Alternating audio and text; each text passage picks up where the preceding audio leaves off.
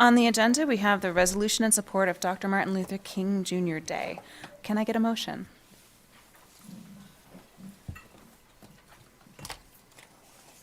I'll make the motion, but I don't want to read the entire resolution. Gotcha. All right. So we have a motion from Kevin. My voice I have a is still very second. scratchy. Second. All right. Connor's got the second. And would somebody like to read that? Happy to read All it. right. Thank you, Jim. A resolution, Oh, hold on just one moment. Sorry. That's what I was going to do. Thank you. Go for it. I move the board approve a resolution in support of Dr. Martin Luther King Jr. Day, January 15th, 2024. Thank you. And now the second from Connor. All right. And Jim will read. all Thank right, you. we'll go for it. A resolution in support of Martin Luther King Jr. Day, January 15th, 2024. Whereas Reverend Dr. Martin Luther King Jr. was born on January 15th, 1929, and was assassinated on April 4th, 1968.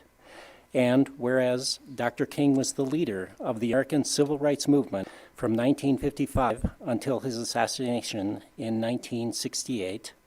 And whereas Dr. King led the Montgomery, Alabama bus boycott for 381 days to protest the arrest of Rosa Parks and the segregation of bus system, during which time Dr. King was arrested and his home was bombed. And whereas, while experiencing racism, arrests, and violence, Dr. King courageously and fervently advocated for a nonviolent resistance strategy and civil disobedience to end segregation and racial discrimination in America, and in 1964, at age 35, became the youngest man to be awarded the Nobel Peace Prize in recognition of his efforts. And whereas through his work and reliance on nonviolent protest, Dr. King was instrumental in the passage of the Civil Rights Act of 1964 and the Voting Rights Act of 1965. And whereas for his work in alleviating racial inequality through nonviolent resistance, Dr. Martin Luther King Jr. Day was signed into law by President Ronald Reagan in 1986. And whereas Dr. King will be remembered for awakening the conscience and consciousness of the United States and using his message of hope to bring people together to build the beloved community, a community of justice. And whereas the Black and other communities we have traditionally unserved face cultural and systemic barriers to an inclusive and equitable education, Poudre School District strives to close the equity and opportunity gaps for students and promises to commemorate the legacy of Dr. King by creating and upholding equitable, inclusive, and rigorous educational opportunities, experiences, and outcomes. Whereas the theme for this year's celebration for Dr. King's life and legacy is, "It starts with us." Diversity, equity, and inclusion are fundamental values in Poudre School District, and we're committed to ensuring that students, families, and staff who have been historically underrepresented are valued, seen, and heard, and empowered. Now, therefore, be it resolved, the Poudre School District Board of Education does hereby proclaim January 15th, 2024 as Martin Luther King Jr. Day in Poudre School District.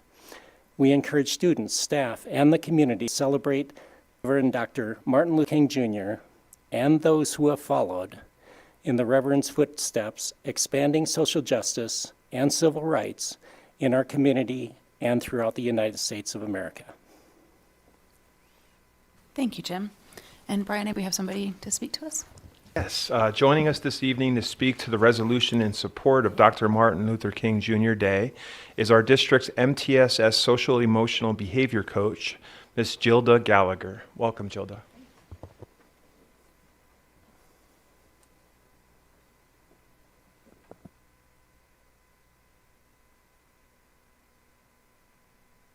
Button. Okay, how about that? Okay. Thank you, Superintendent Kingsley and Board of Ed, for having me here today. As Superintendent Kingsley said, my name is Gilda Gallagher, and I serve as the MTSS Social Emotional Behavior Coach. And in addition to that, I'm a co-facilitator of the Staff Equity Coalition with Delia Mahaney, who can't be here tonight. I'm honored to be here tonight because I want to share progress last year's resolution honoring Dr. King's legacy and to introduce our student speaker. She's coming up in a second. As our wonderful students mentioned last year, Dr. King's legacy is about honest teaching of our nation's complicated history with race and civil rights, as well as how we come together as a community and support one another no matter what identities we hold. As was mentioned, this year's FOCO theme is It Starts With Us. It does start with us, and that's including our students. That's why we're proud to say we started a student equity coalition too. We have 44 members, and all 10 high schools are represented. Our first event was December 11th, and 30 students were there who attended the Future Ready Center, and some of you actually visited, so thank you, Ms. Draper. It was great. To say I was in awe is an understatement. Anyone who was there would probably agree with me. And principles of community and norms of collaboration were brought to life in that brief space where students just showed up authentically and they shared experiences and their common commitment to change. Their voices and work will inform our future actions together. And we have work to do, and there's much to do, and we're going to do it together. So one of our Student Equity Coalition members is actually here tonight, and her name is Kalina Molina Perez. She's a junior at Fort Collins High School, and she has been selected to represent PSD as our student march leader at the annual Dr. MLK March on January 15th. So for those of you who don't know, they changed the space this year, so it's actually starting at the CSU Oval at 11, and it's ending at 12:45 at the Lincoln Center for the celebration. So it used to be in the past like Old Town going down, so just check on before you go to the wrong place. Kalina is a member of multiple school clubs and organizations, Equity Advocates, Student Equity Coalition, Latin American Alliance, and National Honor Society, to name a few. And so she's returning to be brave again and share her voice. And so I just want to bring her up and say thank you for being here. Come on up, Kalina.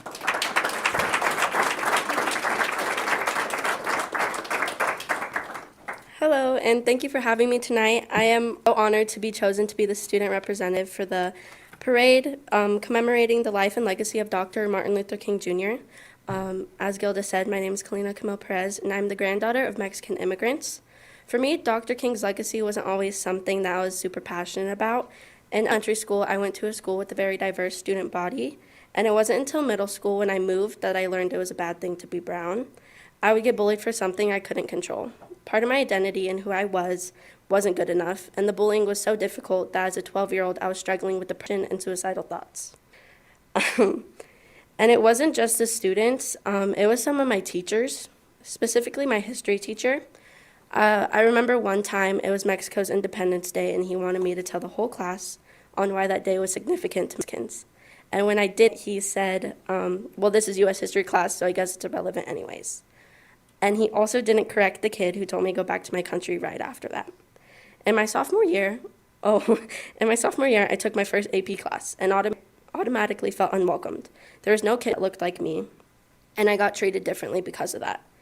My teacher offered me a chance to switch to regular classes because it would be too difficult for me.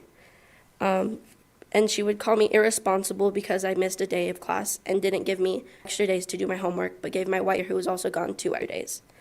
But it wasn't until she saw me with my Hispanic friend walking me to class that she said, "Why aren't you going to ditch class with your friend?" that I knew I was being targeted because of my race. Since I've been in high school, I've done everything I can to make sure no other child of color has to deal with the things I have, because no child should want to die at 12 years old, and no kid should feel as if they aren't capable because of the color of their skin. I've been a part of my school's Student Equity Advocates and Latin American Student Alliance clubs for going on 3 years now. I recently joined my school's Student Advocacy Board and Student Equity Coalition for PSD. These clubs have played a big role in my passion for diversity, equity, and inclusion because it's a sense of community. Typically, during these clubs, it's a space where we can share experiences and relate to each other. And it's super important because we have diversity. Everybody's from different backgrounds and has faced different prejudices. But we all have the same passion of addressing them. It's so important because not only do we address the problem, but we try to find solutions where everyone's voice is heard. I have attended the Youth Celebrate Diversity Conference and Youth our CSU's BIPOC Youth and Wildlife Conservation Program and have had such amazing opportunities like presenting at faculty meetings and joining leadership programs in and out of school.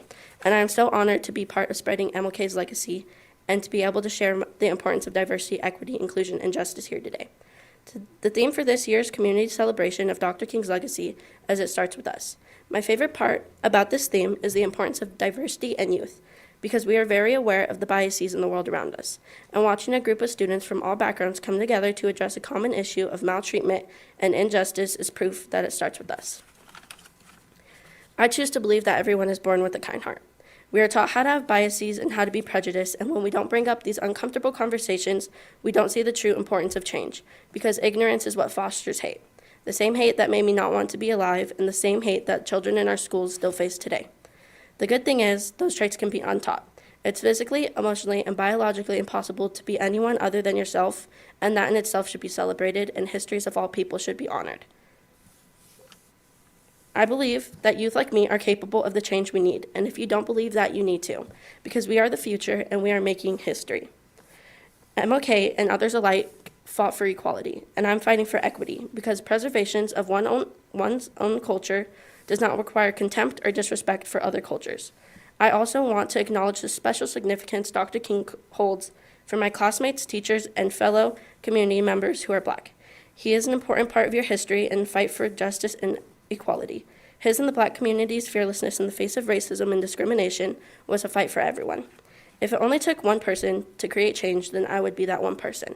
But it's not that simple. It takes all of us as people to have empathy for each other and challenge inequities in our community.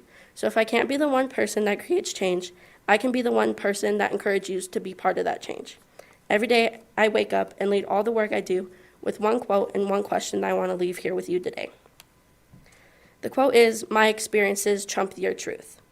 For me, this quote means that biases and stereotypes come from what we are taught and not what we experience. Our own opinions and experiences are of more importance than that what we are told, and what we learn from other people who perpetuate stereotypes and spread hate. We can only have real opinions on something that we have experienced, and that doesn't mean our opinion is true for someone else. The question is, how many times have you talked to someone different from you today? This question has impacted me and my passion to continue Dr. King's legacy, because if you only talk to like-minded people, then you can only learn what you know. It's when you talk to people who are different from you that you truly grow wiser and learn the importance of diversity, equity, and inclusion. Before I end my speech, I would like to take a moment to thank all my family, friends, and admin members who came to support me here today, and all the teachers who nominated me to lead the parade. I'd like to thank Delia for inviting me to give my speech, and everyone here today who listened to my speech. Thank you.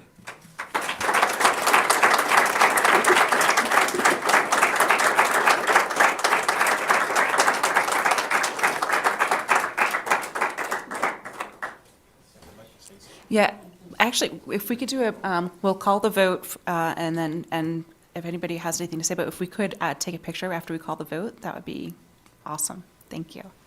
So, does anybody have anything to say?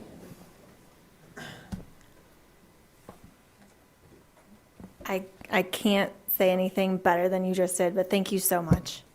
Like, you have a very powerful voice. I am so proud that you're one of our PSD students. I'm so proud that you're going to be in the MLK March, like, representing us.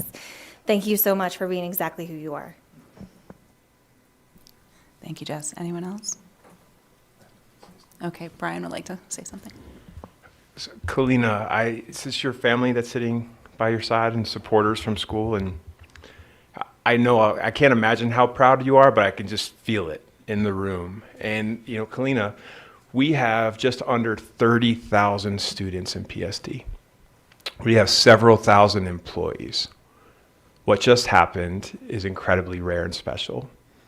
It is so uncommon, but so special and unique, which means you, for being not just vulnerable, but showing strength in the midst of your vulnerability. To be committed to not just advancing yourself, but fighting for the advancement of others.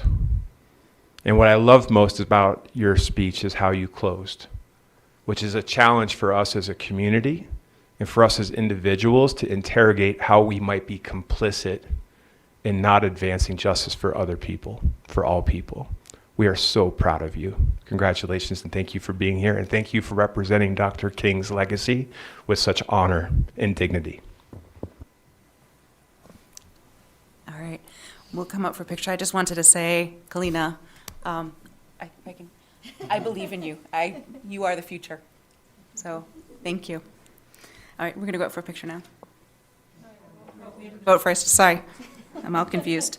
So, let's see. Jill, can you call the vote? Jim Brokish, Aye. Kristen Draper, Aye. Connor Duffy, Aye. Kevin Havelda, Aye. Carolyn Reed, Aye. Scott Schoenbauer, Aye. Jessica Zamora. Aye. Motion passes 7-0.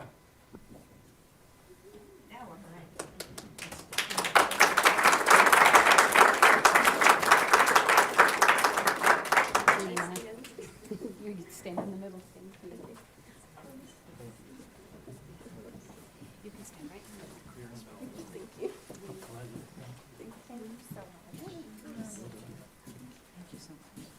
It's an honor to meet you. You too. What grade are you at? I'm a junior. You're a junior. Yeah. We give you for one more year. One more. Have you started thinking about what you're going to do after graduation? Yeah. Yeah? Definitely public deliberations. You're going to be great. All right, love it. Keep the work going. Good thought.